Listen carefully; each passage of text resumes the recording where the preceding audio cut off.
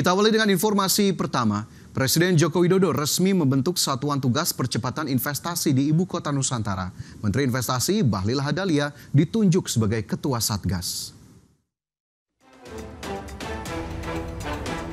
Penyelesaian pembangunan kawasan Ibu Kota Nusantara atau IKN di Kalimantan Timur terus dimaksimalkan. Hingga kini pembangunan kawasan inti pemerintahan telah selesai 90% lebih. Presiden Joko Widodo pun terbaru resmi mengeluarkan keputusan Presiden nomor 25 tahun 2024 tentang Satuan Tugas Percepatan Investasi di IKN.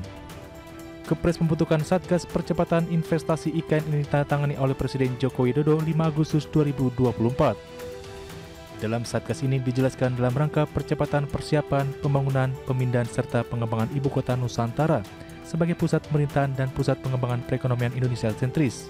Menteri Investasi Bahlil Lahadalia ditunjuk sebagai Ketua Satgas. Dalam salah satu butir kepres tersebut disebutkan bahwa investasi juga mengakomodir sesuai dengan kebutuhan pelaku usaha dalam memperoleh perizinan berusaha, kemudahan berusaha, dan fasilitas penanam modal yang bersifat lintas sektor dan kewenangan. Dalam pasal 5 tertulis struktur kepengurusan Satgas, yakni Bahlil Lahadalia Menteri Investasi ditunjuk sebagai Ketua Satgas, Menteri ATR BPN Agus Harimurti Yudhoyono sebagai Wakil Ketua, dan Wakil Otorita IKN Firdaus Dewi Wilmar ditunjuk sebagai Sekretaris Satgas IKN.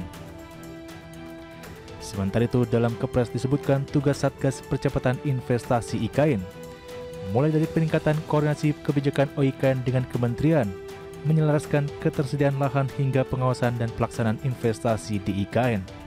Dari Jakarta, Tim Liputan ID Action.